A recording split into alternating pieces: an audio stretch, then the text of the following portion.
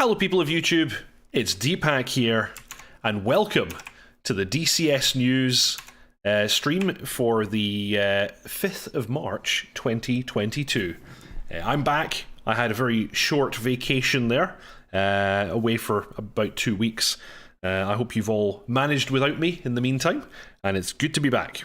Welcome to the stream, Storm Kimbari and Tog, and Faltraver, Mark S, Stieglitz, Mr. Yeti. Welcome back, everybody. And so, yeah, today, no Hornet video, because I simply didn't have the time to put one together. I'm not long back. So we're going to jump straight into the DCS news. And of course, that means I bring on board the one and only dotChuckles. Hello, sir. Merry Saturday, everyone. Merry Saturday. Welcome to the DCS news. It's a little bit strange seeing you on a screen again in 2 dimensions, because last week I saw you in 3 dimensions. Mostly. That's right. We were in the pub. It was blurry. we were in person and everything. Super good. And it's been 2 weeks worth of DCS news while I've been away. But there's also been real world news. And so I thought that first I would just very quickly say that it's of course impossible for us to ignore the events of the last couple of weeks. This has of course been an absolute tragedy for Ukraine and our... I don't really know what to say other than, of course, solidarity and hope for the Ukrainian people in the coming weeks. We, of course, are a program focused on flight simulation news, so we're not going to cover the Ukrainian conflict at all because we're not journalists, and I don't consider us, a source for trusted, true information. So go to your usual news outlets for all the latest on that, and of course, sad times. But let's, in the meantime, look at flight simulation news. Indeed. And yes, so we're going to start with the previous week's newsletter, because we actually missed that one, of course. We're catching up. We have to catch up. Yep, and I need to select the correct browser window. There we go. That's the one I wanted. Hello. Oh, I actually got a bunch more people. Evangelos, Frantic Stone, says simply tornado, as we entirely expected him to. Byron and Paul. No, tornado. Welcome, everybody. And of course, last week's Eagle Dynamics newsletter started with a rather similar statement to the one that I just made, where they're talking about the situation in Ukraine. I'm not going to rehash that one just now. Give it a read. Hopefully it's in all of your... I use obscure YouTube videos as my news source, says Frantic Stone. Excellent. I recommend you guys take a little look at that. They've made a statement with regards to that. The one thing they say is, rest assured we continue to work as usual and guarantee that the H-64D will deliver to early access in the nearest future. Note that that didn't say Q1, but maybe that means the same thing. I'm going to give them the benefit of the doubt there. Yeah. I'm going to give them the benefit of doubt as well. Certainly, like some of the things we're going to discuss in a little bit seem to indicate that the pace is very much still on with the Apache, and that things appear to be moving in the right direction. So yeah, I would probably give them the benefit of the doubt on it. Yeah, I assume that it's still progressing nicely. We're also pleased to confirm progress in the new DCS FA-18C Hornet pilot. As planned, we'll be providing you with a new pilot model for most aircraft types and nationalities. That's an interesting one they've not mentioned before, and look forward to the implementation as soon as possible. Some outstanding bugs and improvements for our naval units are also being addressed. We've improved wakes and smoke effects, as well as ballast options that in turn change the waterline, ship speeds and inertias. Work on collision modelling is also in progress, as well as basic roll characteristics in windy conditions. This sounds rather exciting. In order to provide existing users with rewarding experiences and help new users find the first communities, we've put together a broad list of servers that we believe will help you get the most out of your flight time. Check them out. So, that was from Nick Gray, who lists himself as founder of Eagle Dynamics. So there you go. He is indeed one of the founders. Yes. It was him and I forget the other guy's name. But yeah, he was indeed one of the founders. Okay. They said end of March in a video description just the other day, says Byron. Okay, so sounds like they're still on track. So yeah, we've got some progress on this new pilot body. Let's have a look here. Okay. That's a knee. Some nice looking fabric stuff going on though. And here's a boat.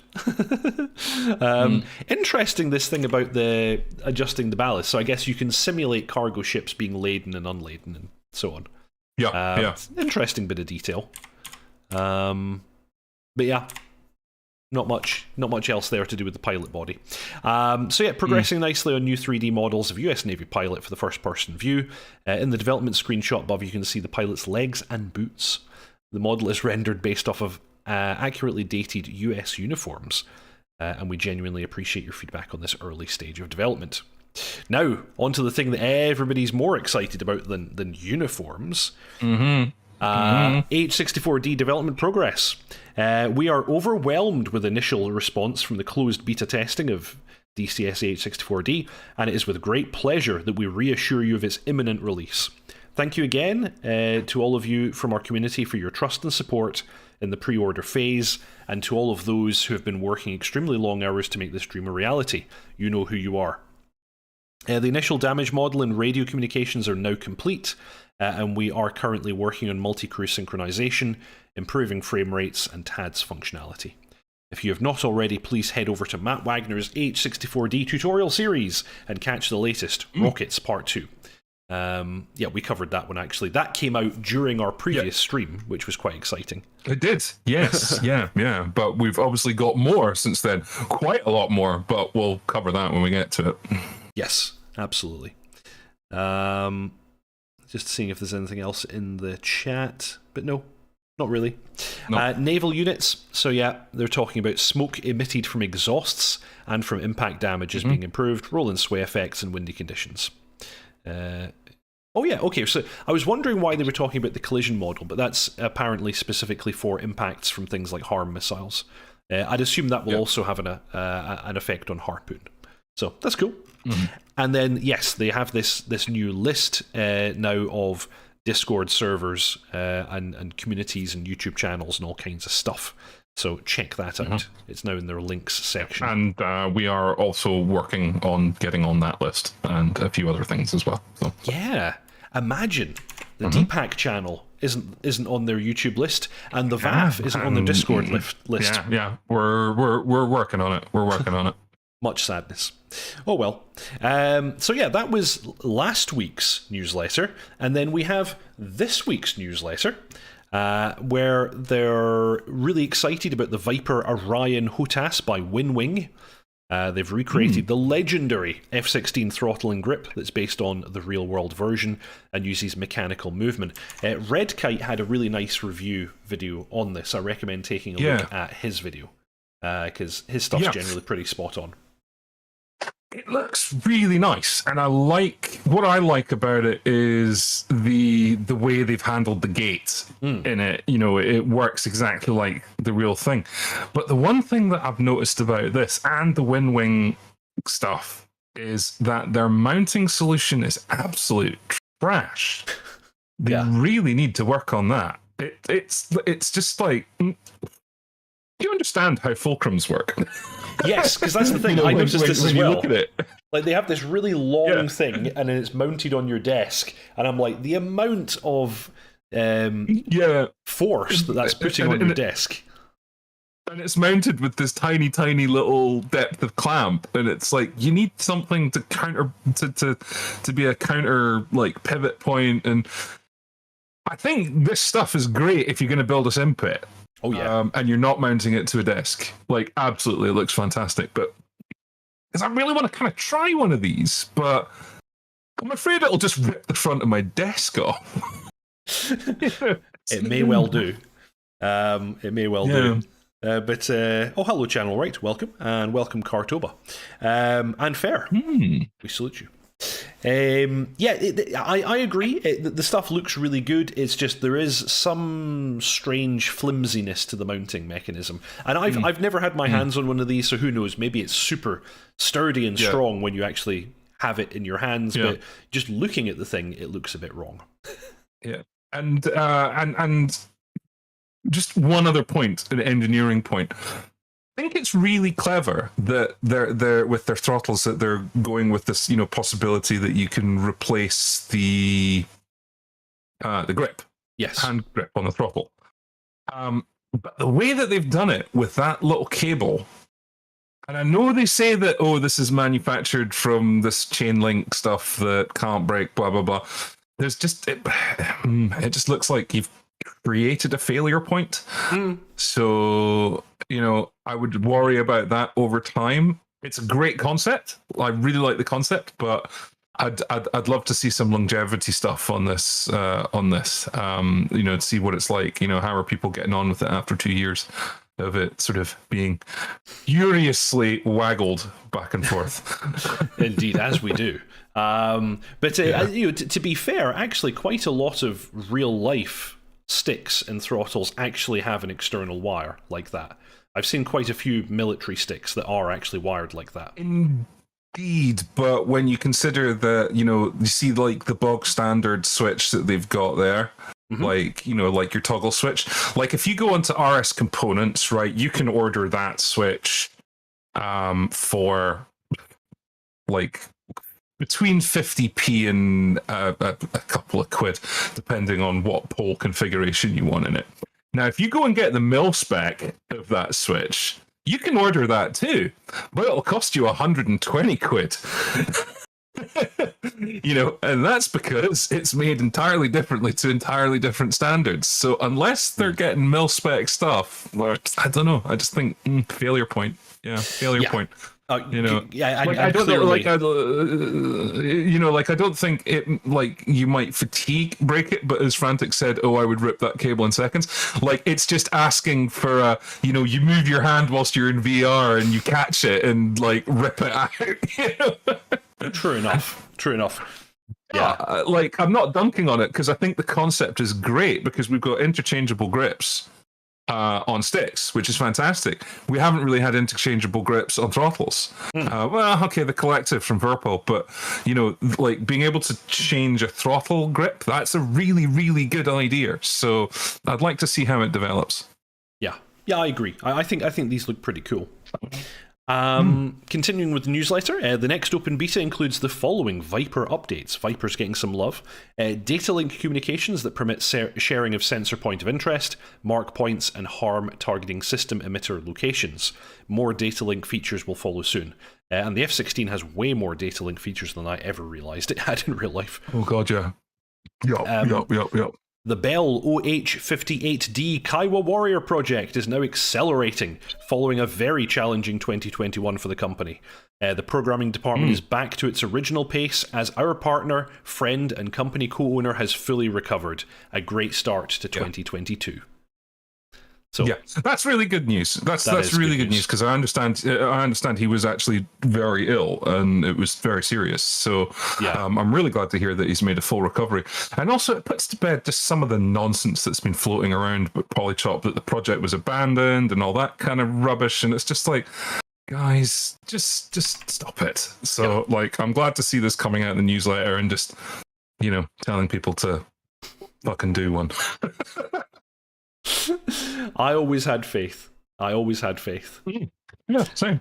And then we've got a little bit more detail on Winwig with this nice picture here. I do like these gates. Like the way they've engineered this is kind of cool. And it's brilliant. Like, yeah. And it's the most accurate F-16 throttle ever created for the entertainment market. Full metal design blended with generic use controls for a broad array of DCS aircraft. So, very cool. And then this is actually super interesting news. We have the early access manual for the Apache now available to download here. Oh god, yeah. 361 pages, Take note, Razbam. I know for like an early access manual. I mean, most of the time it's like, you get like 20 pages. If you got 50, it was like, oh well, okay, And here we go with just a wodge of information getting put in. So whether it's all available when we get it, who knows? But like, loving this. Yes. What I will say is that, yeah, what am I? Sorry. What I will say is that I think the length of this manual kind of goes to what we've been saying all along about the Apache, that it's an incredibly complicated platform. Yes. So, their early access manual, which is like, right, here's the information just to get you started, is over 300 pages long.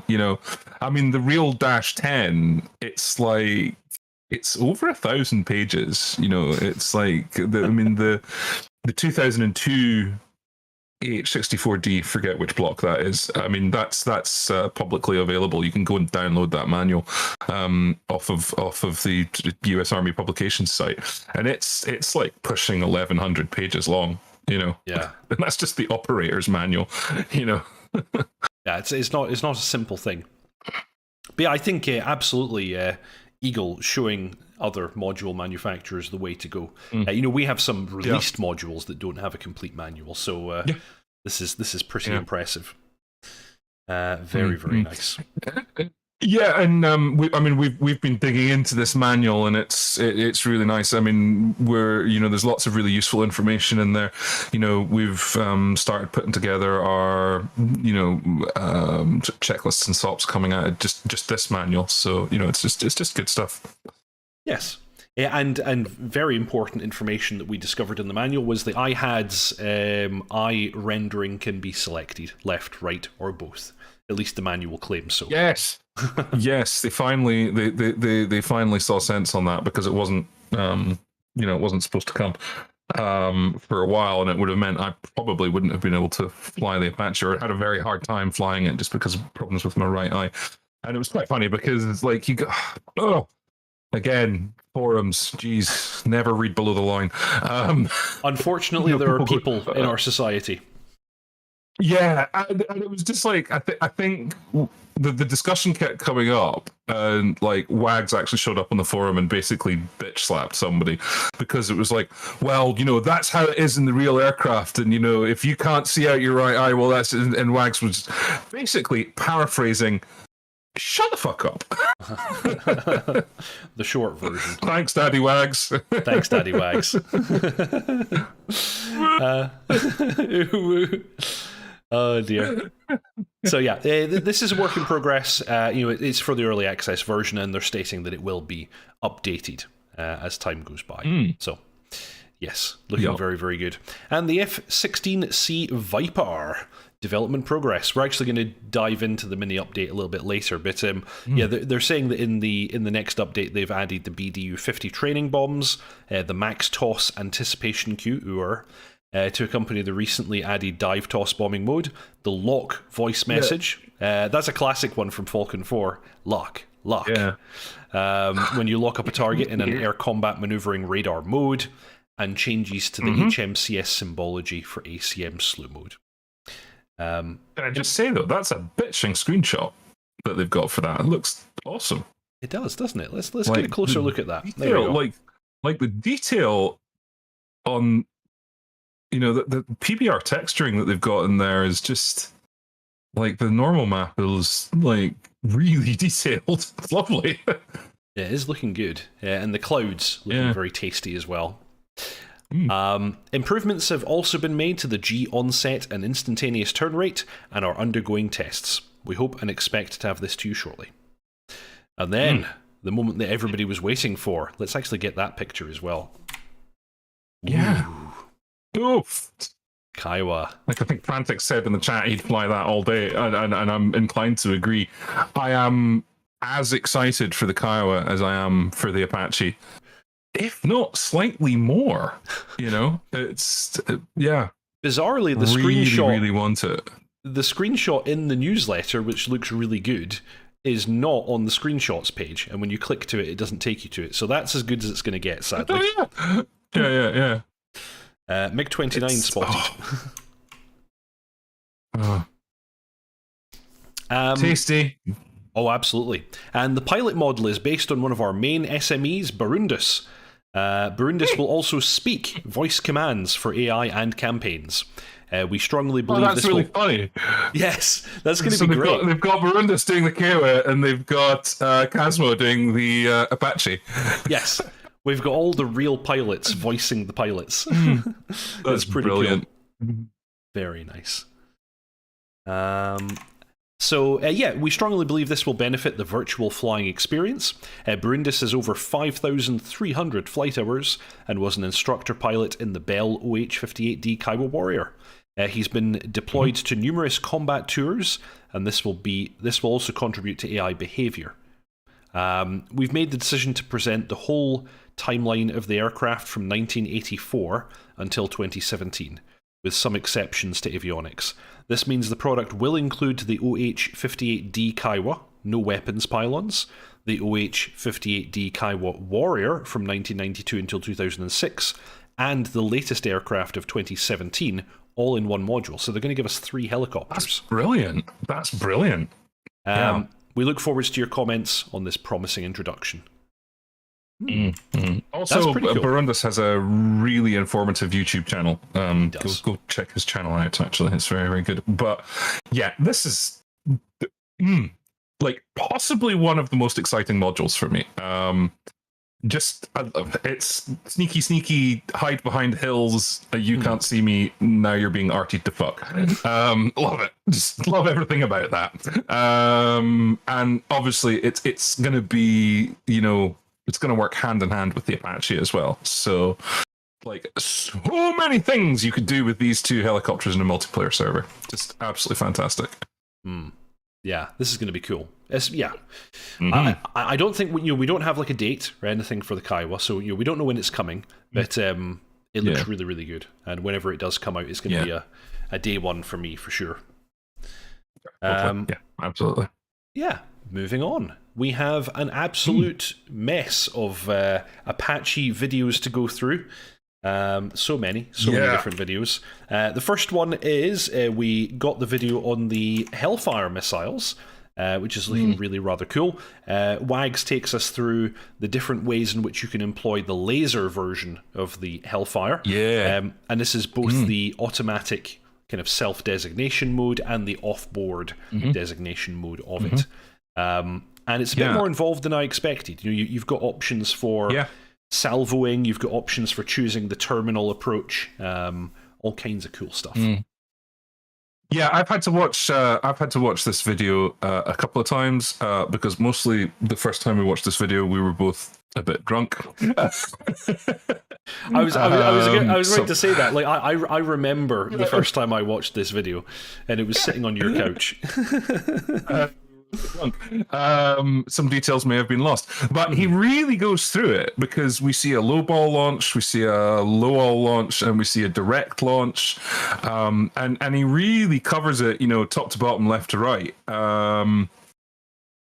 So which I think is great because there's going to be a lot of people who are going to come to the Hellfire system and be just like, it's just, there's so many different ways you can set it up and achieve different effects with it. Whether you want to sort of get your direct shot where you want to come in from the top and take advantage of weaker armor, which I believe is modeled.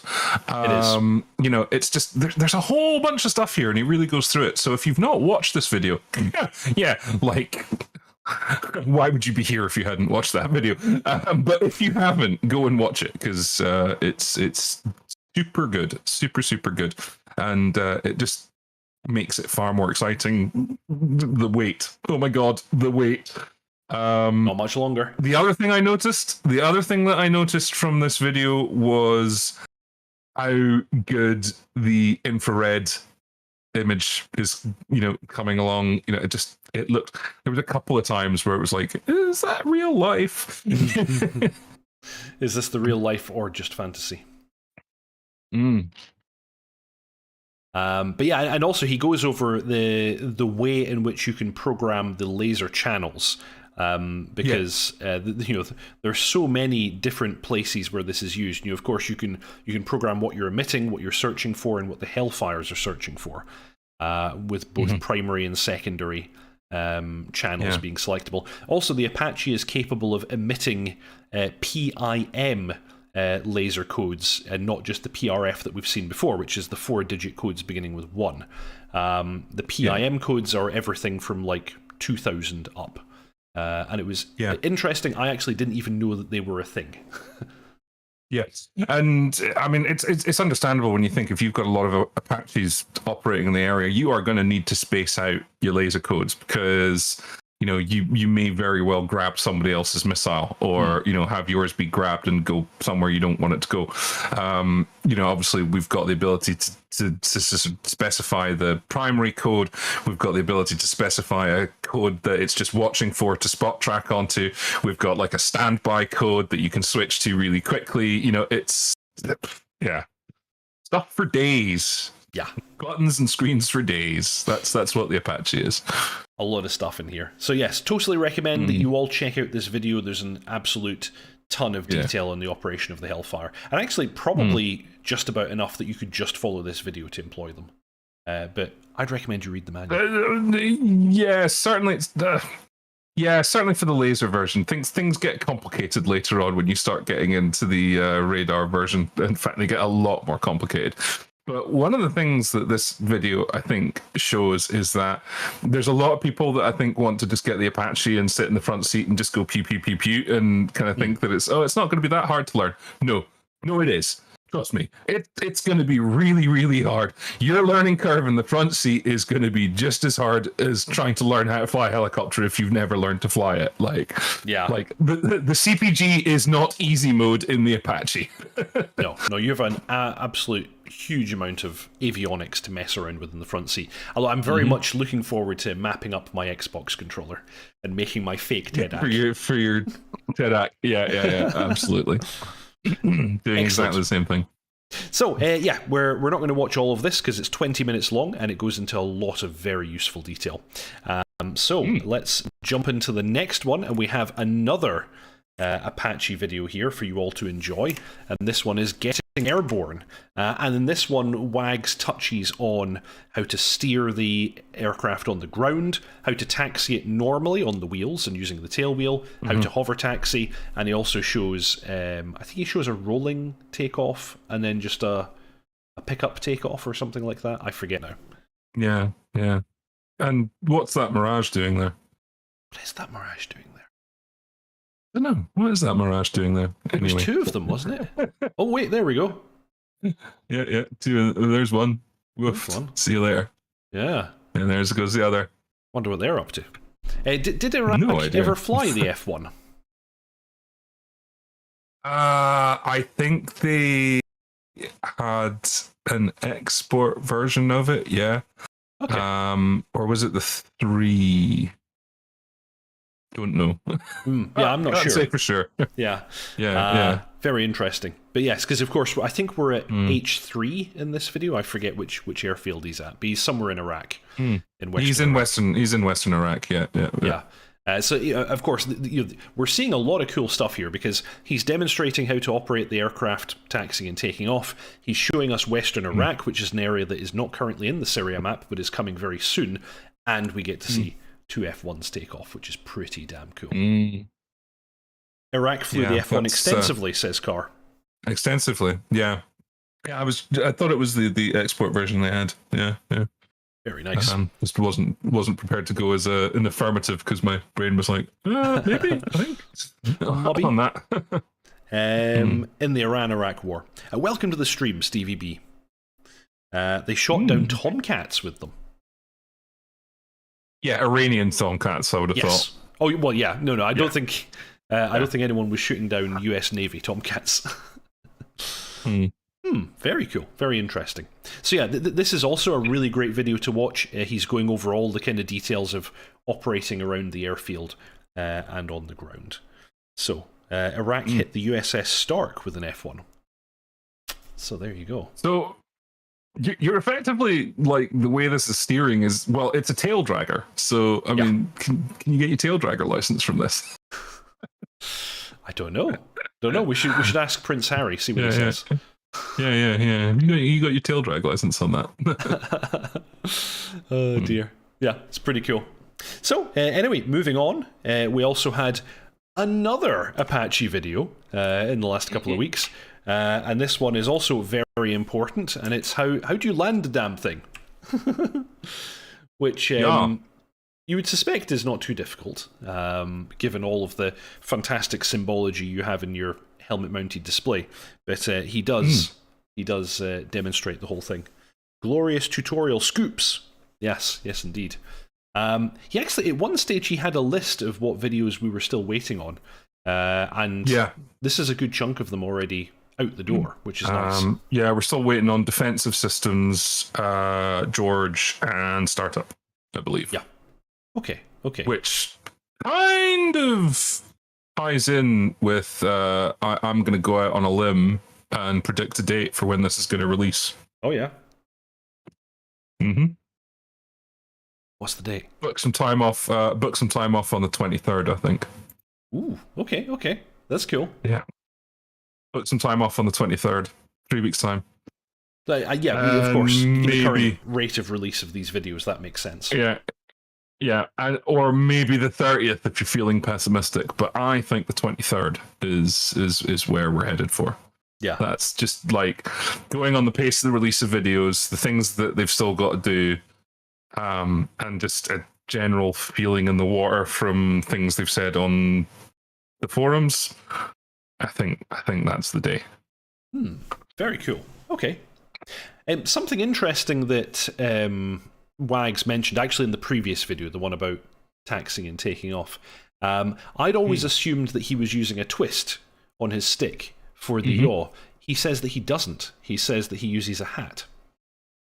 He has an analog hat and he's using that, which is very interesting. Wow. I wonder if he's got what is it? It's one of the Thrustmaster things. It's got like a paddle, like an analog paddle on the throttle, specifically for rudder. I'm trying to remember which one it is. Yeah, maybe it's that. Don't know. But yeah, people adapt though. That's the thing. People adapt. You know, if you're forced into a situation because of, a physical issue, you adapt, and he's clearly adapted. Yes, I thought that was very interesting because that actually sounds like a very natural way to do it, to me at least. So pretty cool. Didn't specify the month. Oh dear. Yes. Yeah, I just said the 23rd. Yeah. Yeah, April 1st. Also didn't specify the year. Deary me.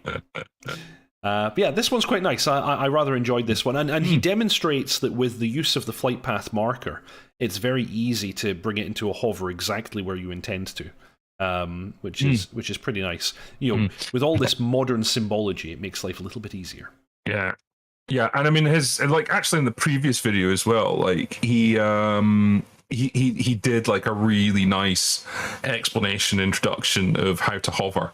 The whole near rocks, the whole near rocks, far rocks thing, the reference points and all that kind of stuff. It was really, really nice because like certainly one of the things that Casmo has said is that actually that hover mode on the IADs, like they don't really use it. Like they look outside the aircraft. Yeah.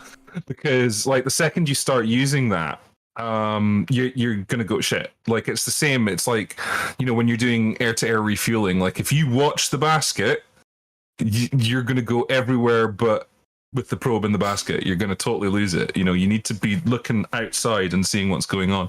So it's just there as a kind of confirmation. Yeah, that makes sense. Although he does demonstrate the use of it. I think it's one of those things as well that it's probably, there's just enough lag in it that it's not going to be, if you just fly based on it, it's not going to be useful. Whereas if you use it as a quick reference, that's fair enough. Like with light aircraft, if you fly the VSI, you're always climbing or descending. You're never stable because it lags just enough for you chasing it. Yeah, never watch your VSI. Yeah, you'll be all over the place.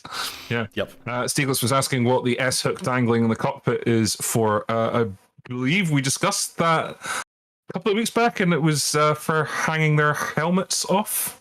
And for other bits and pieces, like they can just hang their helmet on, and when they get in and out. That's cool. That's cool. With Deep and Chuck talking, do we need Wags talking over? No. Yeah, we turn the sound in the video off just because there's a chance we get copyright struck when music happens. Yes. I'm pretty sure there are no music in these ones, but I've gotten to the stage now where I'm very, very cautious because we did have one video one time where we got reported, and YouTube actually has some really cool new functionality where they can mute just the copyright material. So me and you were talking over the top, and you could still hear us, even though the underlying music, they'd managed to melt it out. Yeah, Twitch had something similar. Yeah, it's pretty clever. Because in the bad old days, just you lost all the audio from your video, and that was a bit rubbish. Yeah. So, excellent. So yes, he's about to demonstrate a rolling landing. And then after this one, he shows us a kind of descent into a hover. And he does a rather good job of it, I must say. A small hanging basket. Nice display of petunias in your cockpit. Exactly. You need to bring a little bit of beauty into this ugly world of war. Dear. I just noticed the electrical wire shaking at the top of the canopy. Nice detail. Really? I actually hadn't noticed that. Does that cable move? I haven't seen it move. It must do. That's brilliant if it does. I haven't seen it, but the way they've modeled that, you're probably using up half your processor modeling the physics on the hook. Like, it's not actually an animation, it's like properly physically modeled and it reacts to the helicopter. Like that's where all your frames are going, guys. It's part of the damage model. Yeah. Rounds can pass through the hook. Yeah. Are you even combat effective if you don't have the hook? Yeah. Well, remember the MI8 and the fans. Yeah. Do you know? Have you found the little Easter egg with the fan on the MI8? You can go meh and stop it with your finger. Yeah. Love it. Yeah, it's really, really good. Stieglitz, what's Stieglitz saying? Not really an inconvenience, but with hours of practice you can get by nicely. I can pinpoint land cargo in the MI8 with the Z-axis anti-torque control without great difficulties. Indeed. Yeah, you can adapt. Do you know, for a long time I didn't have rudder pedals when I was playing flight sim. Like, for a long time I've been flight simming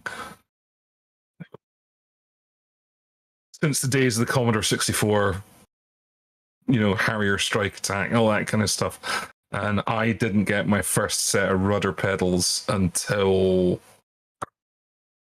it was like 2002.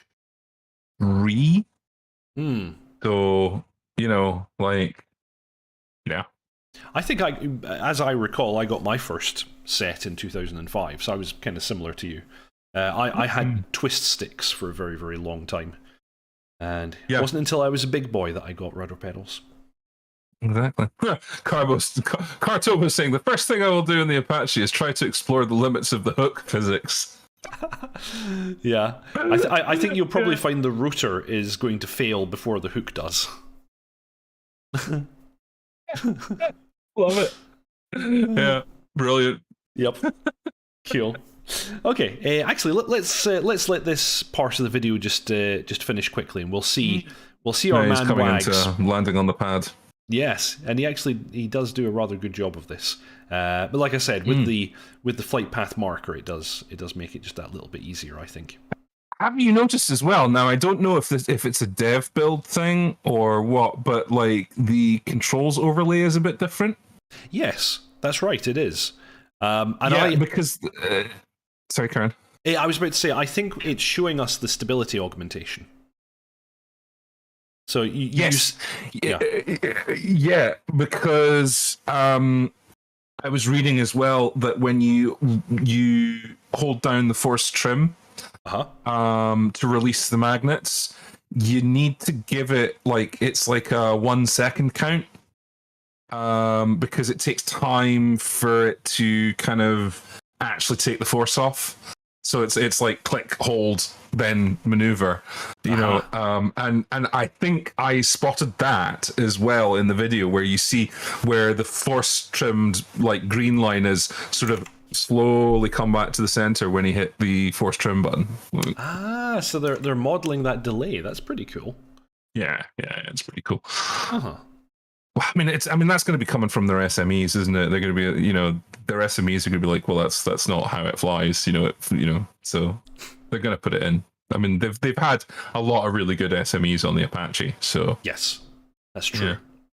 Yeah. So I just happen to have another video, and it's an aircraft I've not really heard of. I wonder, Chuck, can you maybe help me with this one? I'm not really familiar. What is this? What do you think this is?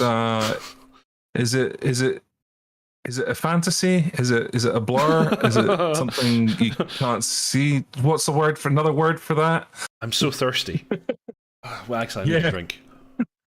Stuck out in the desert. Something on the horizon. It's very cool looking. Spin physics in the Mirage. Yeah, nice. And this is the CE version. I forget exactly what the different versions of the F1 are. Is this the more modernized one? There were quite a few. I don't know. Honestly, I don't know. There were so many. There was a lot of versions of it. Yes. Because it was quite exported as well. I mean, I know the CZ version. That's the one that I have the connection to.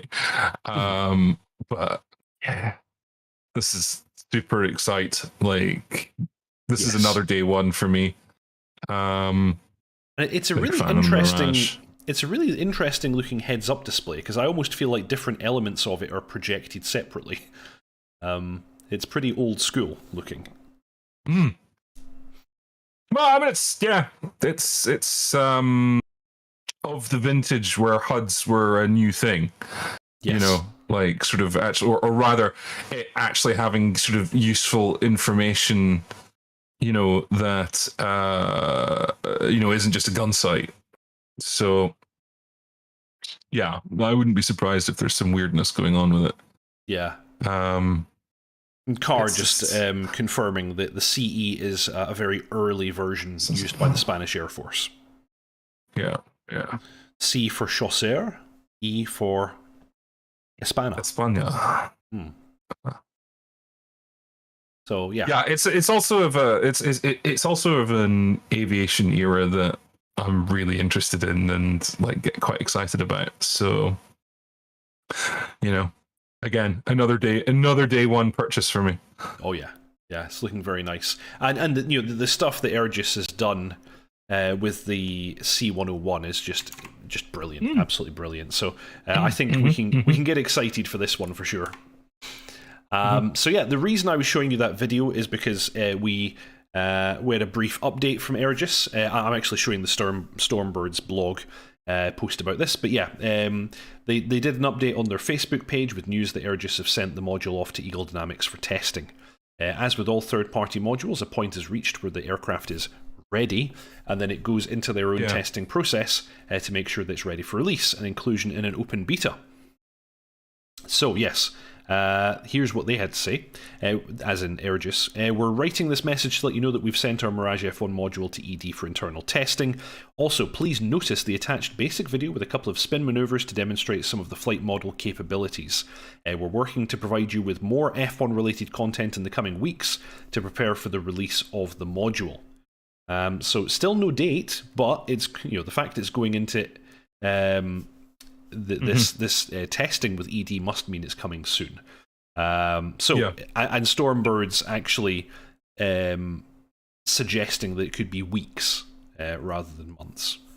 So in my experience, we've seen that DCS World modules can often take several weeks and occasionally months to hit open beta after they've been received by Eagle Dynamics.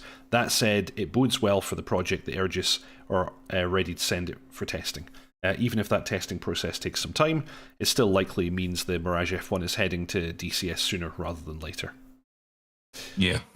I shall warm up the credit card because I really want this aircraft. Yeah, all over this when it comes out. Just looking at that picture that they've got on Stormbirds, like, there's something about it. Like, okay, I know the intakes are round and not square, but there's something about it that makes me think of the Jaguar. Actually, yes. I feel the same. And I think it's the landing gear. It's that sort of landing gear angle in the double, the double bogey, the two wheels on the back. Like, it makes me think of the Jaguar. Yeah, totally agree, actually. It does. It has a certain Jaguar look. And it's the skinny front panel on the cockpit as well. There's a whole bunch of Jaguarness going there. Yeah. And actually, speaking of the Jaguar, I learned something about the Jaguar that I didn't know, is that actually the Jaguar was never designed to be an attack aircraft. It was designed to be a trainer. Yes, that's right. I didn't know that. Like, I totally missed that. And I've read a good couple of books on the Jaguar and just sort of never picked up on that. It's just an aside. I only learned that actually by reading the Wikipedia article on the Jaguar. That mentions the fact that it was originally spec'd as a trainer, and then they had some requirement came up, and they were like, "Oh, could we also use it for that?" And it got bodged into the job, and actually did a rather good job of it. At one stage, it was one of the RAF's nuclear delivery aircraft, as I recall. Yep. Yeah. And India actually uses it as such to this day. Yeah. The Jaguar is still.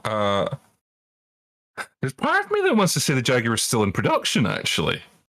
And it's specifically for India. Like, I don't think they've actually shut the line down. Like, I think they might still be making them. Wow. Yeah, but yeah.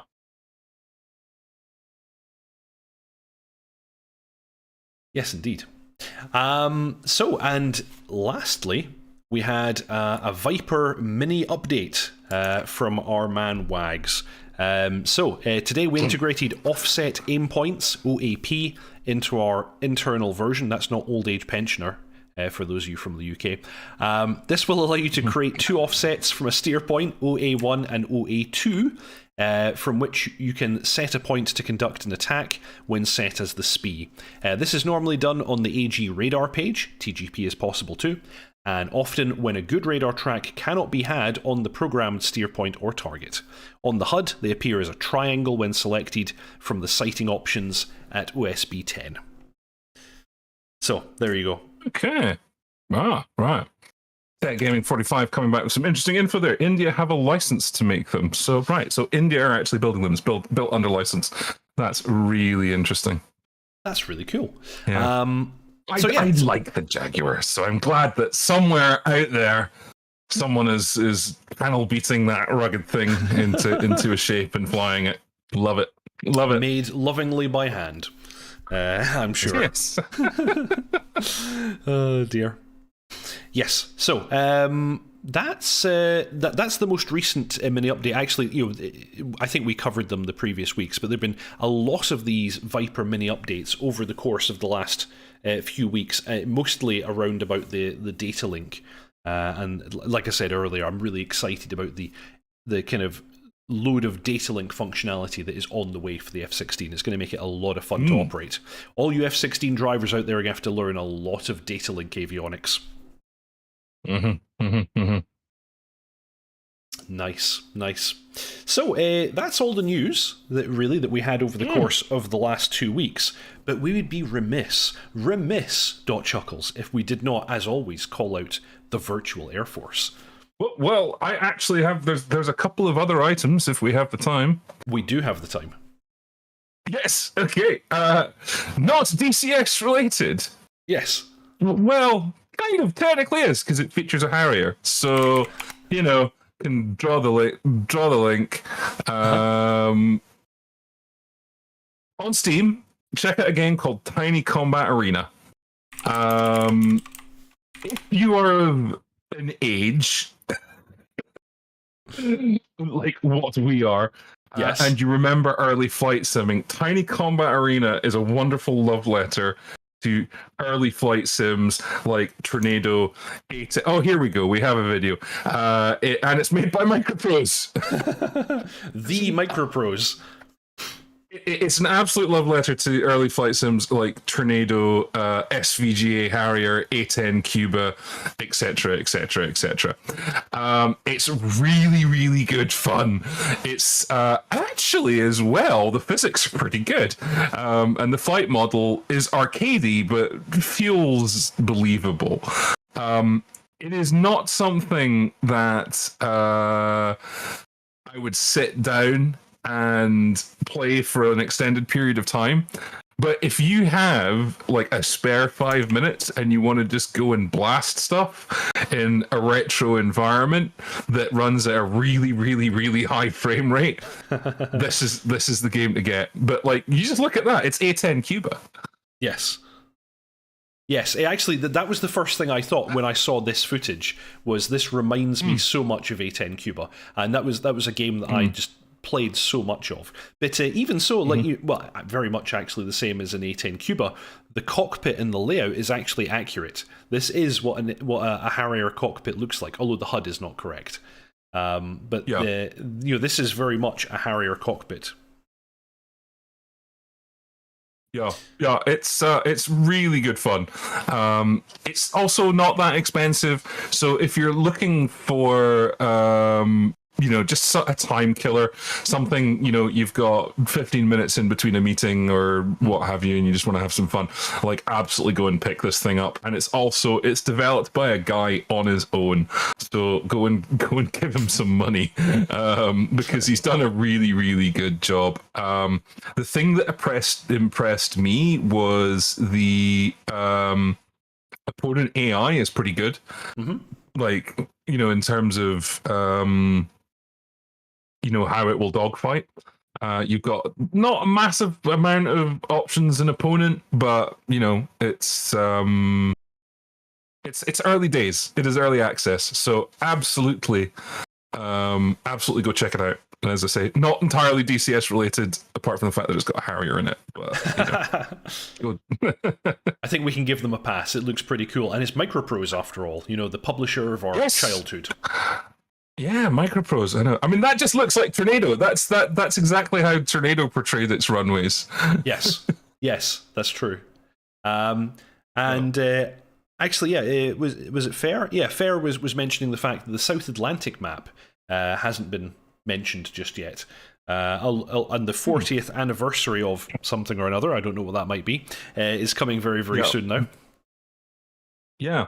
I noticed it popped up. Like, I was fiddling around in DCS the other day, and I noticed the icon down the bottom and did like an absolute double take, and was like, "What? Wait!" And I was like, "Oh, okay, all right, it's not there."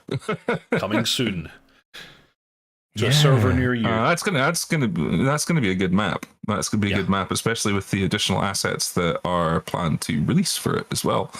We've got some Royal Navy assets that are going to be coming out for that. So and then, we've got the Harrier, we've got a Mirage, we've got an A4. They're doing a Pucara. Great fun, absolutely brilliant. Yes. There should be a lot of stuff you can do there. A lot of interesting scenarios. Other news, I received my brand new Verpal Torx pedals. Oh my. Yeah. Now I've got their sort of combat pedals, the sort of standard rudder pedals, which is great for fixed wing. But when I saw the Torx pedals come out, I thought that's going to be perfect for rotary. And I can say so far they're really, really good. I was really impressed with them out of the box. Very configurable was the first thing I got. Like, you can modify like all the dimensions on it, like have them further apart, further back, change where your footrests are and all that kind of stuff. And even for me, with fucking fat thighs, like I could still get it to where like, yeah, these are really, really comfortable. And I have it on the light spring with the no center cam. And when you engage the clutch, they feel like hydraulic pedals. They feel like anti-torque pedals. So like you push it and it stays put. So, it's like very much like, yes, you can use it. You could use it for sort of normal flying because it's got spring return. But because, they're kind of like the VKB pedals that are out there. But like with this clutch system that they've got into the rudder pedals, really, really good for rotary because you just set it and that's it, like in a real helicopter where they don't have a center of return. So absolutely. So far, really impressed with them. Admittedly, it's been, I had them about a week. So it's early days, but so far, yeah, really nice. Really nice.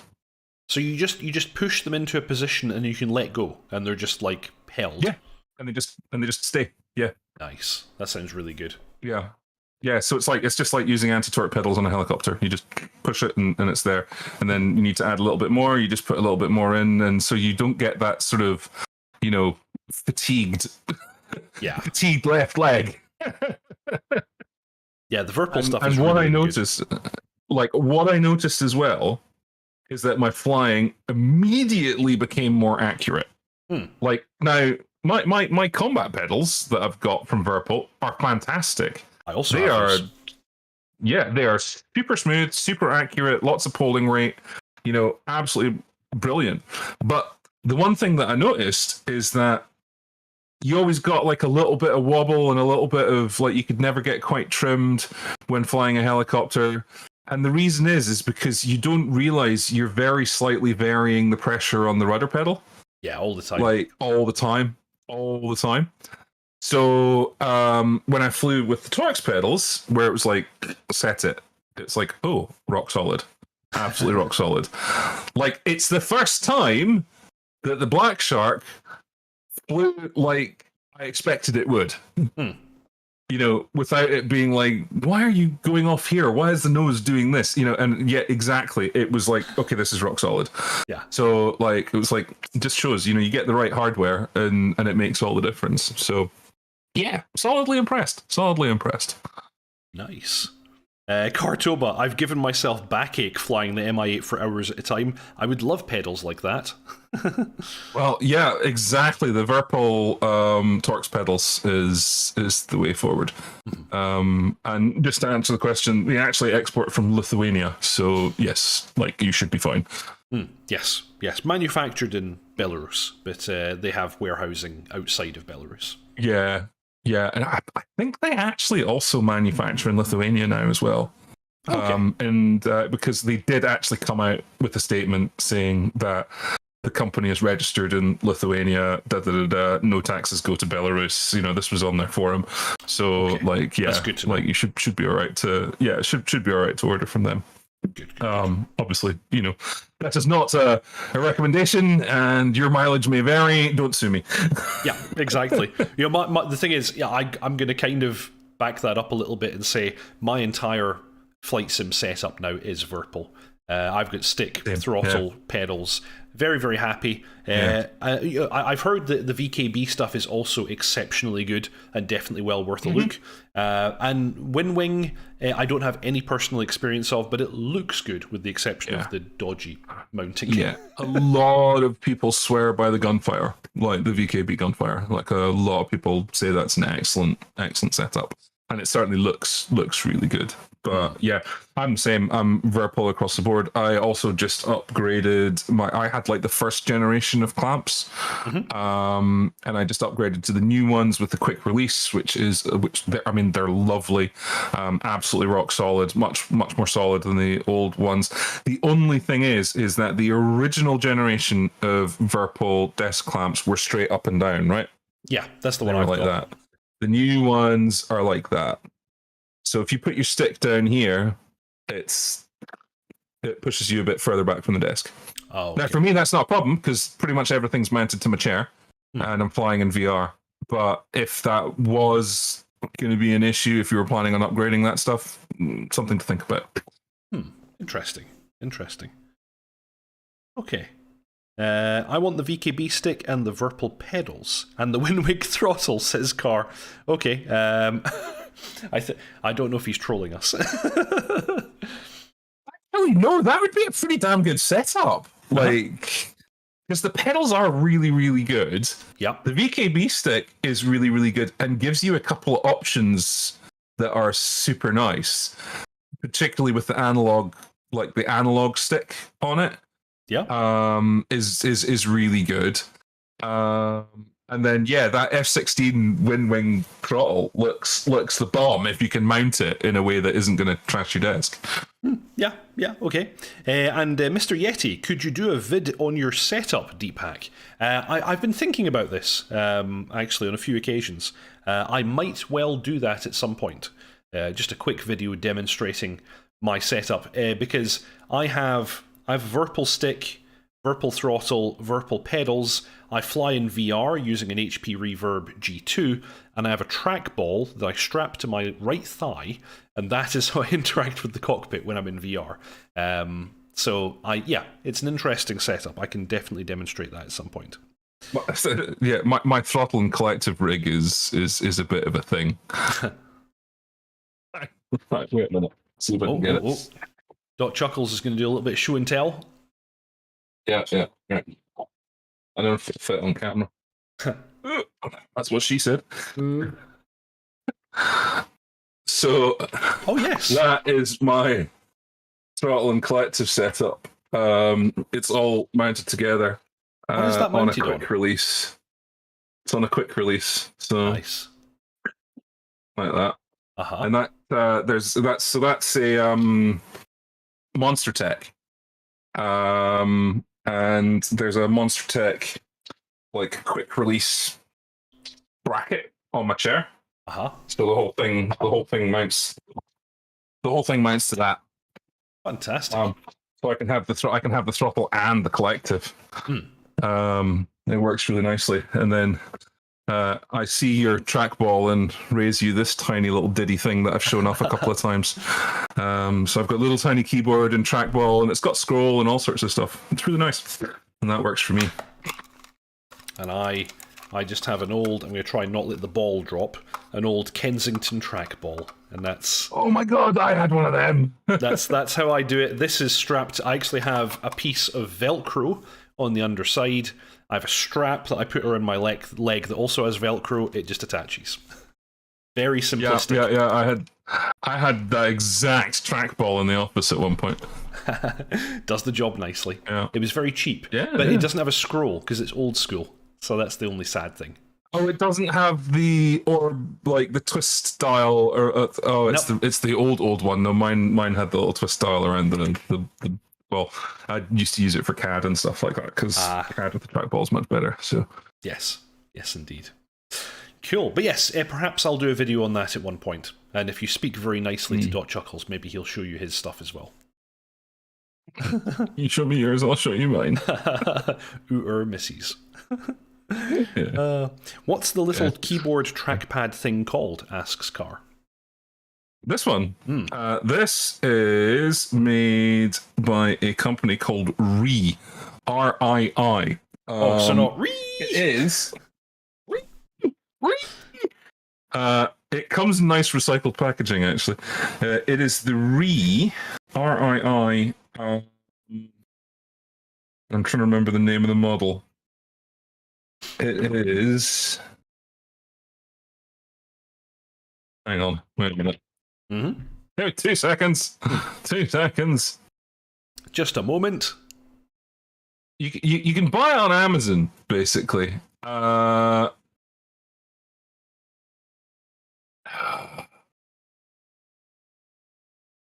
on.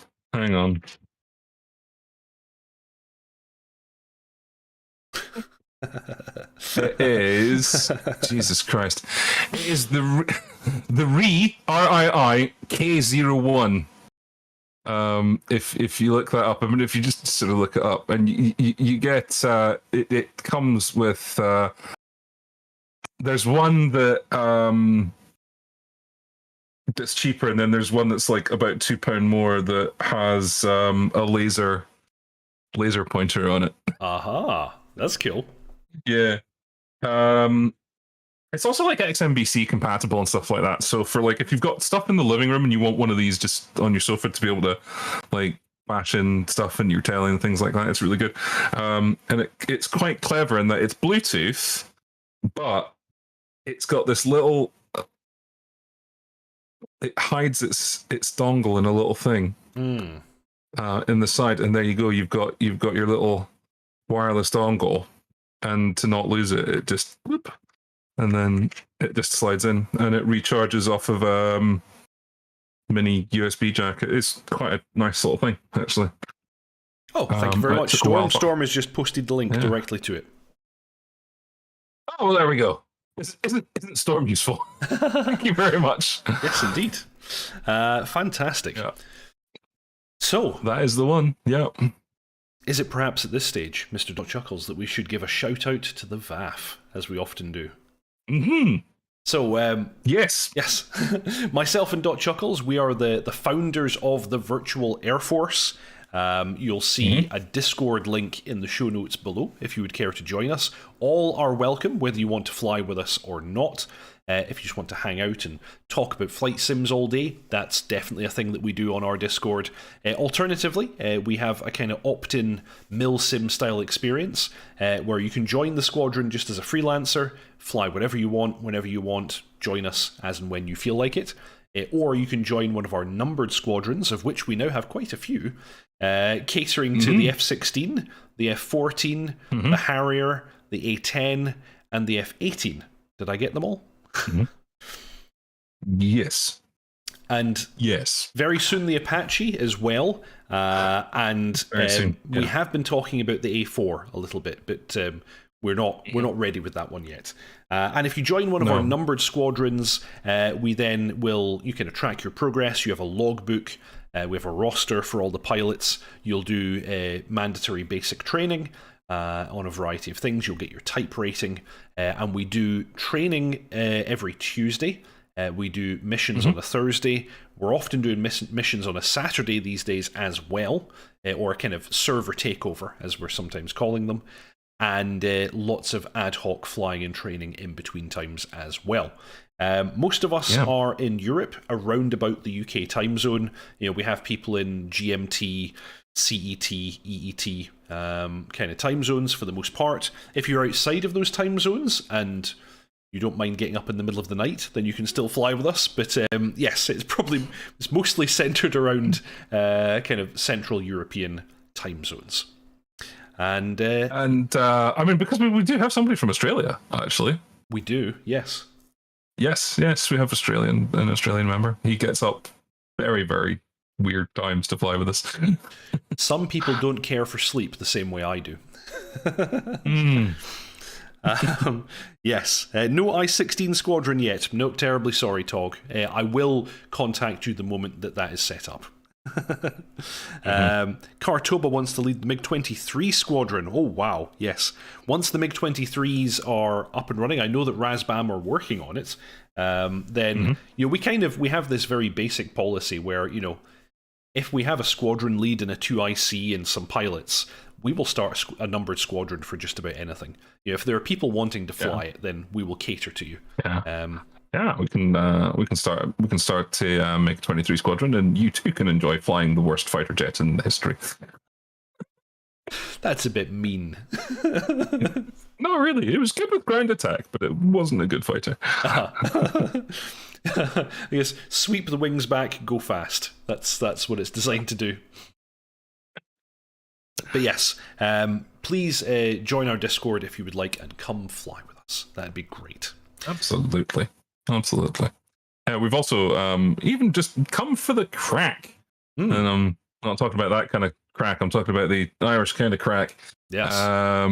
because I mean we've just added a whole bunch of stuff. Like we've got my favorite channel, the Chow Line, where people have been dumping some delicious recipes and cooking stuff. Yeah, I have seen some amazingly delicious looking things crop up in that channel.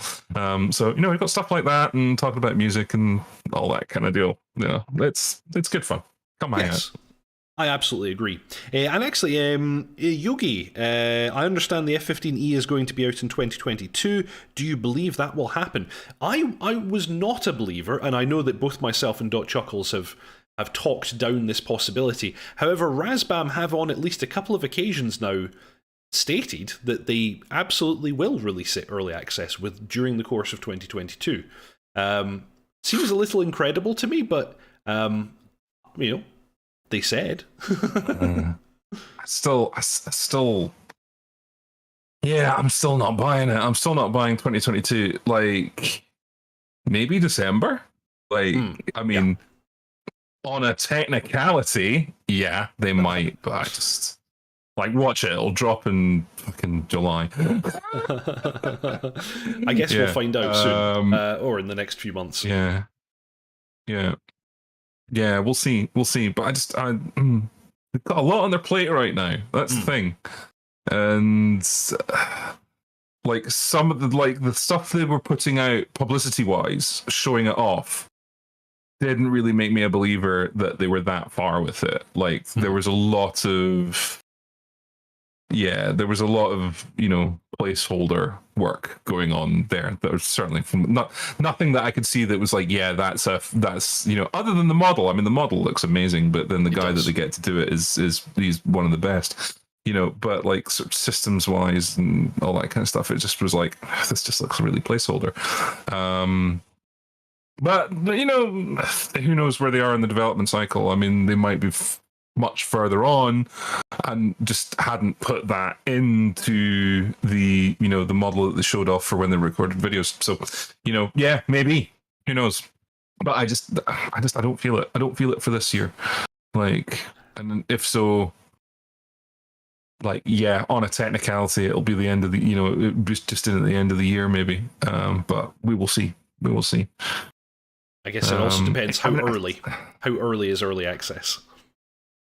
Yeah, wow. Razbam have a bit of a record here. So, like I think we've said in the past that when the Mudhen releases, it'll be unplayable trash. And then it will improve and it will turn into something amazing, because that has pretty much been the Razbam track record, is that it comes out and it's ridiculously bad. And then they put the work in and then you end up with this module that's absolutely brilliant. The Harrier was a bit like that.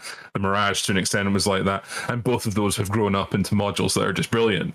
I mean, admittedly, the Harrier still has some issues, but like the Mirage, absolutely fantastic. So I have every confidence that you'll go through a 1 to 2 year journey of pain and suffering on the Mudhen, and then at the end of it, you'll have this brilliant module that you'll never want to stop flying. Here's hoping. But yes, we may well see it on the 31st of December. Oh dear, yes.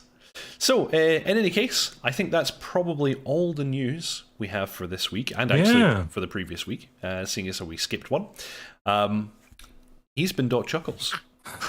Sorry, just before, I know you're trying to wrap this up, but Kartoba just says it's really funny. Unfortunately, there's a bit of a track record with the Mirage 2000. It's been remade about 3 times now. Like, actually, that is not an exaggeration. Yeah. He's not joking. No, it's the truth. Yes. Anyway, wrap it up. Oh, will do. So, he's been dotChuckles. I've been Deepak. Normally, I do a tutorial video as a premiere each Saturday. I didn't do one today because I ran out of time. I'm not long back from my vacation. But I'll do one next week. Currently on the F-18C Hornet. I'm intending to do a video next week on the AT Fleur. Always followed up by the DCS news stream, which just happens to be this thing, what you're watching now. I hope you've all enjoyed this. It's nice to be back. Thank you all for your support. If you haven't already, please subscribe, like, and comment, and we'll see you all next time. Ta-ta.